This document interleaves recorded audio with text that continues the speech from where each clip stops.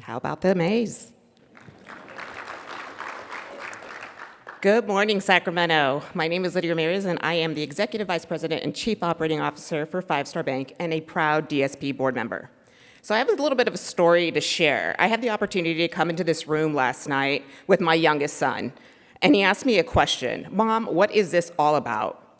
And I told him it's an opportunity for leaders of the community to come together and drive what comes next for our downtown core. He told me, that's pretty cool, Mom. And I told him, that is pretty cool, son, that we collectively, as leaders of this region, have the opportunity to continue to bring these visions to life. And Five Star Bank is committed to being an opportunistic partner for our region, for our downtown core, and for our customer, DSP. So with that, Sacramento, please join me in welcoming today's keynote speaker, Jeff Speck. He is an internationally recognized urban planner, TED Talk speaker, and best-selling author of Walkable City. Speck is one of the world's leading voices on why downtowns matter and what it takes for them to succeed, helping cities across the globe become safer, more economically competitive, and better positioned to attract talent and investment. Through his work, he has helped change the national conversation about community design, boiling the success of great cities down to one essential factor: walkability. With decades of experience advising communities and leading award-winning planning efforts, Speck brings both vision and practical insight into how we can build thriving, walkable places designed for the future. Myself, our President and CEO, James Beckwith, the entire staff at Five Star Bank, and our board of directors are very pleased to support our client, DSP, today, and we thank you for coming this morning. Please join me in welcoming Jeff Speck. Thank you. Lovely.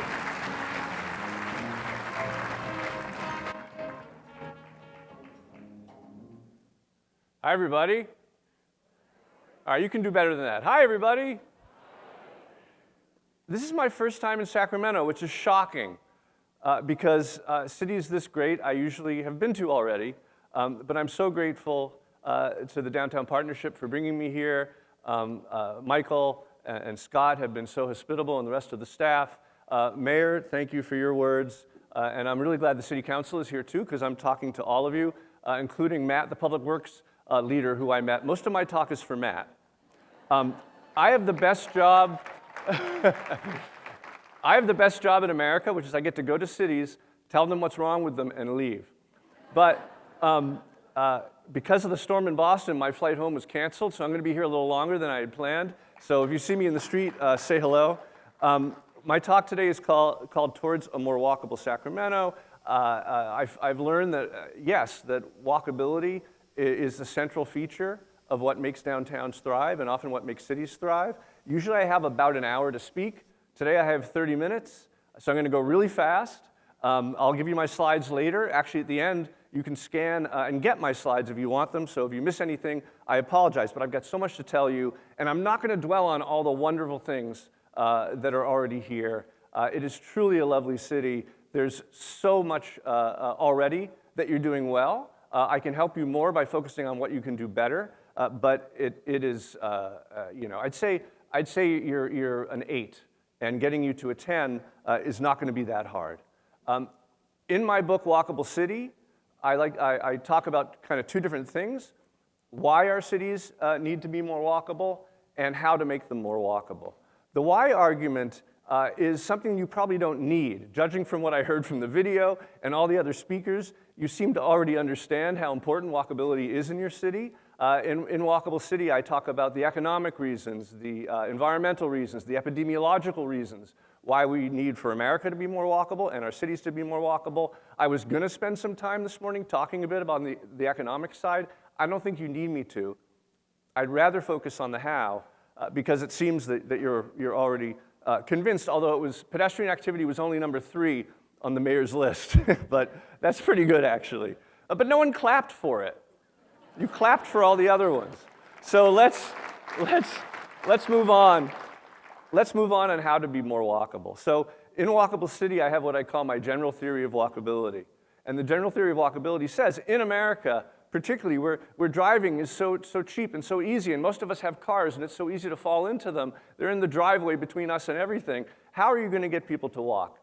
And the answer is the walk has to be as good as the drive, and to do that, it has to do 4 things simultaneously. It needs to be useful, it needs to be safe, it needs to be comfortable, and it needs to be interesting. And that's the organization of my talk today. So I'm going to go through these 4 categories one by one. The useful walk is a story I learned from my mentor, Andres Duani, who talked about the 19th century and the birth of the planning profession, when people were choking on the soot from the dark satanic mills, and the planners said, hey, let's move the housing away from the factories. And they did, and lifespans increased immediately and dramatically, and the planners were hailed as heroes, and we like to say they've been trying to repeat that experience ever since. So you have the onset of Euclidean zoning, something we now know was wrong, this separation of the landscape into large areas of single use, which has happened in much of California. The more delicate, the more confetti-like, the more mixed your uses are, like we find in our downtowns, the more useful a downtown you're going to have. I was an art history major. They say that wasn't the most lucrative choice, but I can tell you that when it comes to cities, you don't want a Rothko, you want a Seurat. Right? Seurat was the pointillist.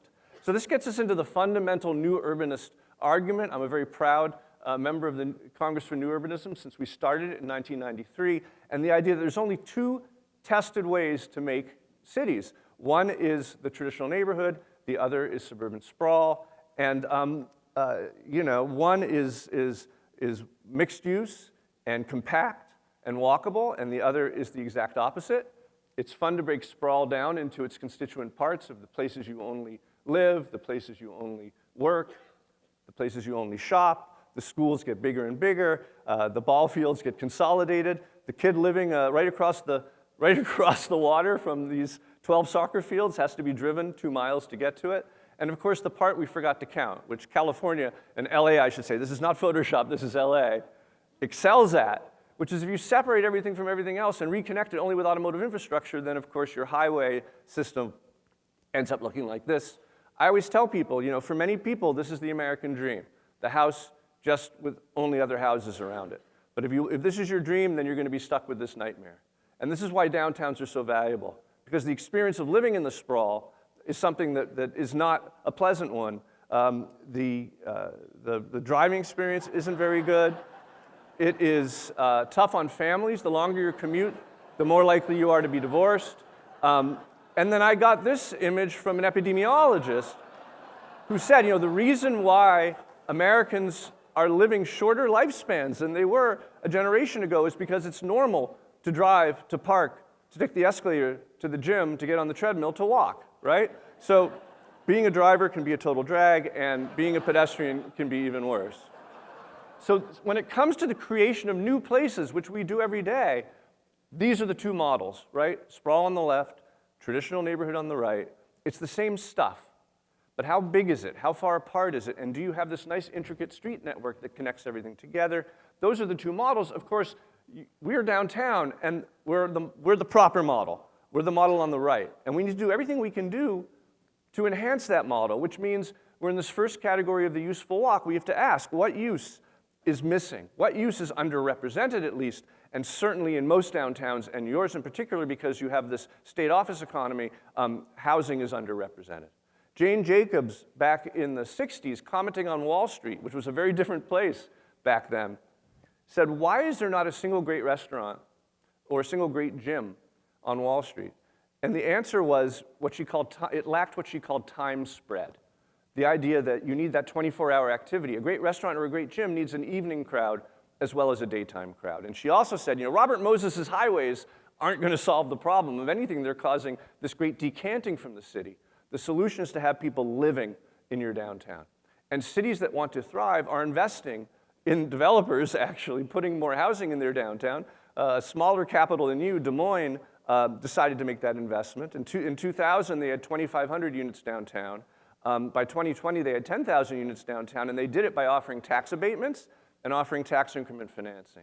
So anything you can do, it accrues back to the city in future revenue, in future activity, in future success that, of course, will pay for itself. I opened my planning magazine on the airplane a few months ago and met this gentleman and understand that you guys are taking great steps to cause more housing to come in your downtown, like the La Valentina Apartments. Once you have people who live in your downtown, more people, you'll have more people who love your downtown, take care of it, care about it, and give you that useful walk from the office to the home and back again. So that's the first category. We're going to spend most of our time in the second category, the safe walk, because it's actually the one that you can improve the quickest and the one that needs the most improvement in Sacramento and everywhere. When I talk about safety, I don't talk about crime, because most other people are focused on crime. If you look statistically, you need to worry much more about cars than you do about crime, in terms of who's dying and who's being injured.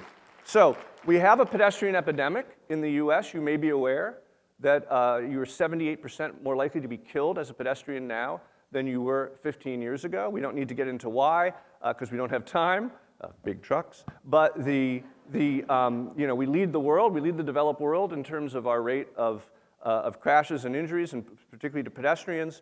We've surpassed Russia in terms of the danger on our roads. And what's interesting is you look city by city, and you see vast differences between different cities. So, New York, very walkable, 2.6 people per 100,000 are being killed each year in car crashes. San Francisco is almost the same. Dallas, much more of a car city, 13.9. Orlando, 14.8. But what if we look at a place that's just suburban, that's not even a downtown? How about Suwannee County in Florida, 43.7. So we see actually that downtowns are much safer for pedestrians than suburban areas, but of course we need to make them even better. And Sacramento needs to be safer. I was surprised to see this, because it does feel rather safe downtown, with the exception of some of your one-way multi-lane streets, which I'll get into. But you can see that you are leading the big cities in California. For me, this is a mandate to make dramatic change. And this chart should be held up when people are resisting the sort of dramatic and, dare I say, radical change that I'm going to be recommending today. The number one factor in whether a pedestrian lives or dies is the speed of the automobile. A car going 35, which I've witnessed on many of your streets, is about 7 times as likely to kill you as a car going 25. And there's more factors than just the speed of the car when it hits you, because of course it takes much longer for the car to stop when it sees a pedestrian in the street, when they're moving quickly, and then your cone of vision narrows when you're driving faster, and you don't see things that might be stepping out in front of the car. So the focus of our work, my firm's called Speck Dempsey, the focus of our work when we're working in inner cities is to say, how can we make people just drive the speed limit? I don't say let's slow people down, because then they say, oh, you want to add congestion. No, I don't. I want just to stop the speeding. So what are the factors, the Vision Zero factors that cause people to drive the speed limit? The first one is block size. Smaller blocks are safer. This is Portland, Oregon, famously walkable, famously 200-foot blocks. Salt Lake City, less walkable, 600-foot blocks. They give you flags to wave in the street when you're crossing it in Salt Lake City. I thought that was a great program until I found this one in Vancouver, the Grab a Brick program. So rather than waving a flag, you can wave a brick, make sure you make eye contact, and, but these are Canadians. Canadians are nice, they're actually foam bricks. But there you go. So here are the two cities side by side. You can see the big difference. Halfway down this chart, you see that as average block size doubles, the number of fatal crashes quadruples. So you're in great shape here. You have much more Portland-like blocks than Salt Lake City blocks. Here you are next to Portland, a little bit bigger. You're about 320 feet. By American standards, that's still very small. Plus, you have the alleys breaking the blocks up, making them even smaller. That's fantastic. The more intersections, the safer the street. Here you are again next to Portland. Here you are next to Salt Lake City. You've adopted the right model. This is where we say, great. You've got good bones, a strong foundation for safety. Next, how many lanes are in the street?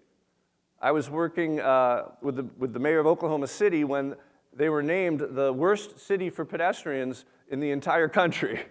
And he said, what do we do? And I said, well, let's do a walkability study. He said, what's that? I said, I don't know. And it was the first one I've ever done. I've now done about 20. We said, let's look at the car counts in your downtown, knowing that 2 lanes can handle 10,000 cars a day. Without turn lanes, 2-lane, two-way street can handle 10,000 cars a day. And you look at this chart, you see 9,000, 6,000, 5,000, 3,000. These were all 4 to 6 lane streets in the downtown that were supposed to stay that way. And I said, you have a tremendous mismatch here between supply of lanes and demand for lanes. You don't need all these lanes.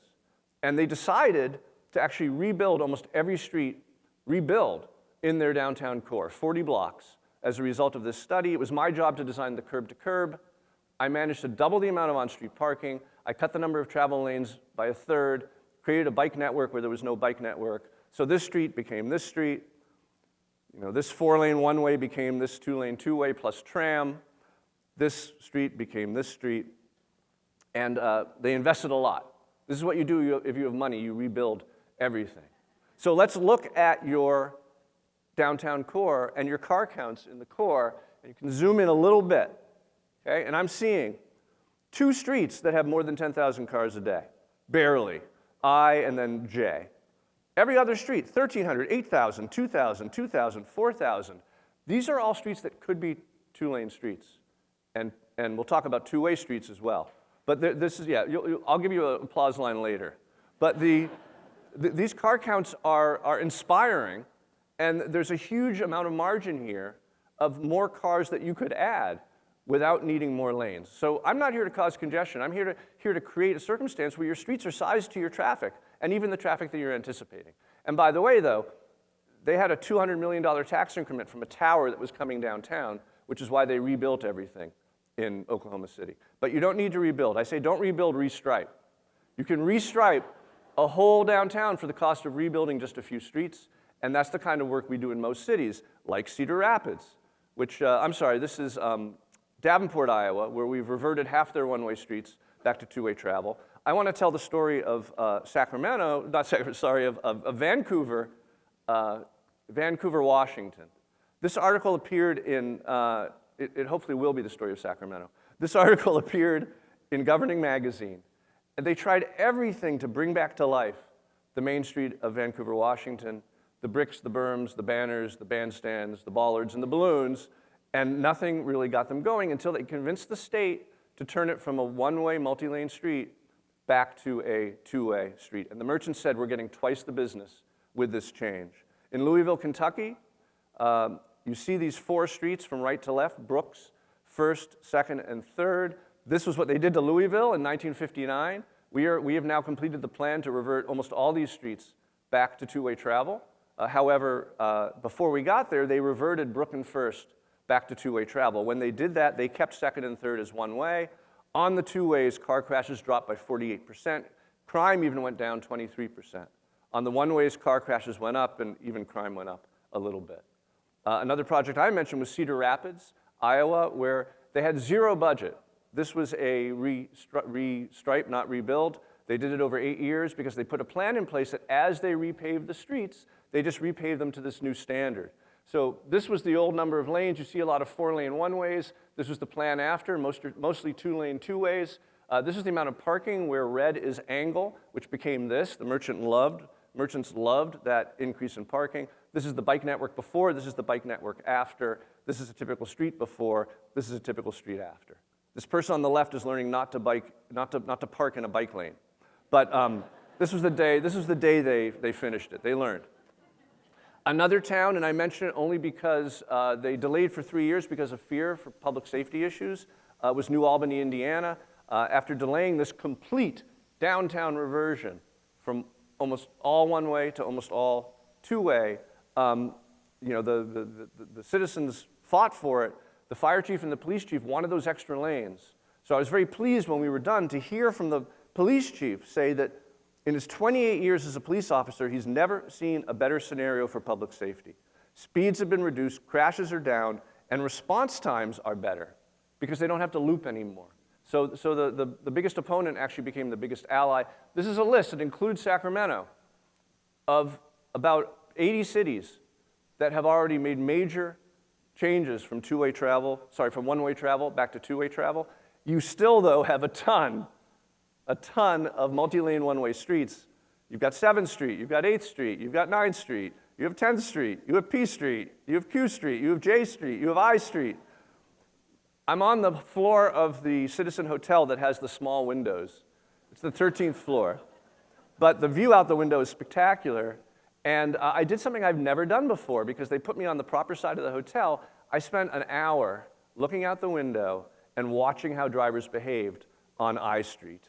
And it was really interesting to see, speeds that you simply would not see on a two-lane, two-way street. That lack of opposing traffic. Even buses are speeding down I Street. The fact that there's the opportunity to jockey is the principal reason. When you're on a two-lane, two-way street, the slowest car is setting the speed. You don't need to time the lights, and even if you do time the lights, someone at the back of the queue can jump to the front of the queue. It does not stop the speeding. So this is your plan. Currently, I don't know how much of it is happening, how soon. As I mentioned, you've already accomplished some wonderful reversions that put you in the books.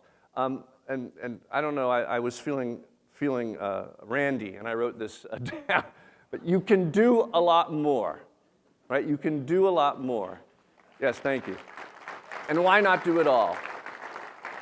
So why not do it all? Well, one thing that cities talk about when they don't do it all is the cost of the signal heads. Because when you make one-way streets two-way, you have to add 2 new signal heads. Signal heads are expensive.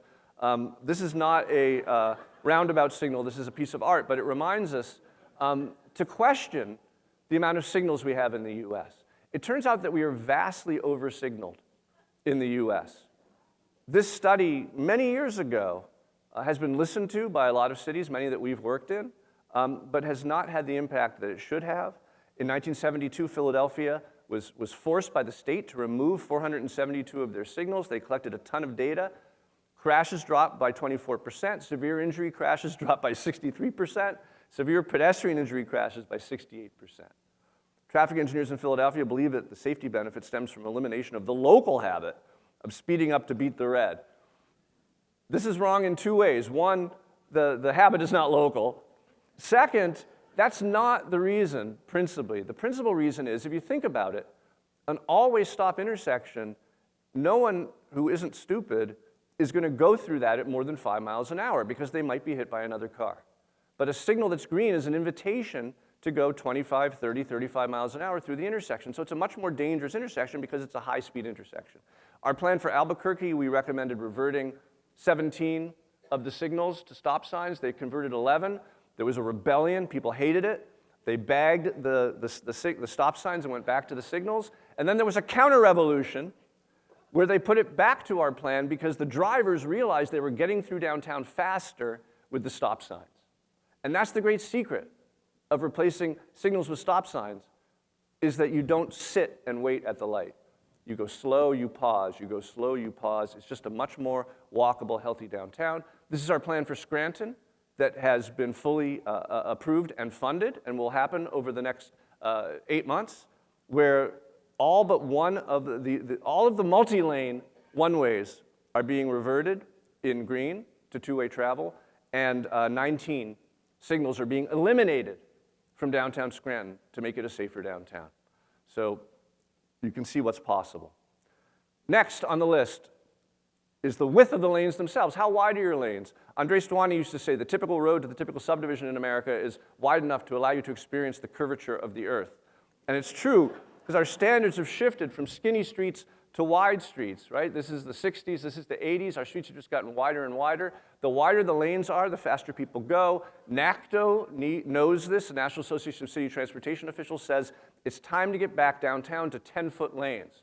10 foot is the standard. 10 foot is plenty. More than 10 feet, you're going to go faster than the speed limit. Here's a nice residential street, 11th Street, inadequate bike lanes. It should be 20 feet of travel. You can see you've got 48 feet there across the street, 24 feet, so 12-foot lanes for travel. That's more room than you need. I'll be talking about bikes in a minute and how to treat bicycles, but this is 11th Street now. If you make those 10-foot lanes the right size, you can put in another of your wonderful protected bike lanes on one side of the street. You probably have dozens of streets where this is possible. Yes, clap for that. So next, parallel parking. Why does the walkability guy love parking? Well, it's an essential barrier of steel that protects people on the sidewalk from moving vehicles. It makes sidewalks habitable. It makes sidewalks comfortable. This is happy hour in Fort Lauderdale, where you're allowed to park on the left side and not on the right side. This is happy hour on the left side and happy hour on the right side. No one wants to be there. Trees, of course, a huge part of the discussion. We used to call them FHOs, fixed hazardous objects. Now we realize that they make streets safer. Statistically, they slow cars down, sometimes dramatically, but better to hit a tree than a pedestrian. And that row of trees can really create the feeling of a wall between you and traffic if the parked cars aren't there. This is a Dutch artist's interpretation of a sidewalk without the trees, without the cars. Bicycling so important, especially in your climate and in your flat city, relatively flat city. It's, again, the protection of those bikes with a standard that you've adopted here quite successfully on some of your streets. When they did that on Central Park West in Brooklyn, the number of cyclists tripled, speeding dropped precipitously, injury crashes dropped precipitously, but just as many cars were going through. Because one other secret of speeding is that people go fast, they stop, it causes waves of impediment that actually make streets less efficient when people are speeding on them. Of course, this being New York City, there was a drawn-out 6-year lawsuit. Eventually, the bike-hating NIMBY trolls grudgingly surrendered to reality. But I like to show this bike lane to contrast it with this bike lane. You know, nobody wants their daughter in the door zone, right? No one wants their daughter in an unprotected bike lane. And also, if you don't protect your bike lanes, people put stuff in it. I have a nice slide collection of people putting things in the unprotected bike lanes, the trash cans, the dumpsters, the Uber driver who never pulls over to the curb and just sits in the bike lane, buses in the bike lane, unloading in the bike lane, policemen in the bike lane, bikes in the bike lane. There's always something in the bike lane. So, you know, the new standard, this is not Photoshop, the new standard that we're building in Cambridge, you know, and that they're building in Seattle, when you build a new sidewalk, when you make that investment, that's the place for the bike lane. But perfectly safe, perfectly good is the sort of bike lanes that you've been inserting in your streets. Congratulations for that, you know, the before and the after. More of those are part of your plan. You have a comprehensive plan for bringing more bikes downtown, and that's great. But aren't bike facilities tools of gentrification for the elite? One message I like to share, that this is not your typical biker, the mammal, the middle-aged male in Lycra, right? It's not your typical biker. It's this fellow. More typically, the 38% of people who bike for transportation are from the poorest 25% of income earners. So investments in cycling are investments in equity. So the last two categories are pretty quick. We're going to move on to the comfortable walk and the interesting walk. But the safety is where I think you all need to focus. The comfortable walk, it's a little bit counterintuitive. The evolutionary biologists tell us that all animals, humans among them, want two things: prospect and refuge, to feel comfortable in a space. Prospect means you can see your predators before they attack you, and refuge means that your flanks are covered from attack. And if you don't feel that refuge, you don't feel comfortable. That's why we design outdoor living rooms. That's our goal as planners. What's the best ratio of height to width? Well, you know, 1-to-1 was the Renaissance ideal. Beyond 6-to-1, you don't really feel enclosed anymore. So, you know, 1-to-6, pretty fantastic. This is Salzburg. No one's complaining about shadows in Salzburg. The opposite of Salzburg, of course, is Houston. This is Houston from the 80s. But I still show this slide to remind people that it is the surface parking lot against the sidewalk, which is the principal villain here. You know, you can put tables in it and try anything you want. But that lack of spatial definition is the problem. You know, no, this is Europe. This is an outdoor living room, right, in Madrid. This is the kind of space that people like to inhabit. My hometown of Boston does it very well. You've got a lot of good streets. You've got some bad streets, where parking lots are up against the edge of the street on O, up against the edge of the street in P. These should be priority building sites, so you can get that sense of spatial definition that you have in your best streets, like K Street or down in the old riverfront. Also, you know, incredible, beautiful buildings, great height to width ratio. The path across the bridge to get to the baseball stadium is pretty fun, but once you cross that bridge, you know, this is not an outdoor living room by a long shot. So these are priority development sites, and these two along that street before the bridge and by I-5 have also been identified correctly as key development sites. You need to fill in those missing teeth. Capping I-5, I think, I don't know a city that probably is better suited for a cap in that location. That could be really interesting. It'll be a more effective cap if it has both parks and buildings shaping the edges of those parks. And then the other part of comfort is orientation. which you guys do really well. You know, we're enjoying the work of giants who designed your downtown with incredible vistas, having what's called a terminated vista, where you aim a street at a building. No one does it better than you guys. The side streets are even nicer in some ways because they're tighter and so better spatial definition. The bridge and the way it frames the Capitol, spectacular. And again, this spot then on that axis where the bridge is crossing the highway would be a tremendous location to invest in a Clyde Warren Park style cap over the highway. I think most people would tell you that. Clap for that. So, if you believe it, so too late, you already clapped. So that's the comfortable walk. Finally, the interesting walk. I mentioned how, you know, one-to-one was the Renaissance ideal.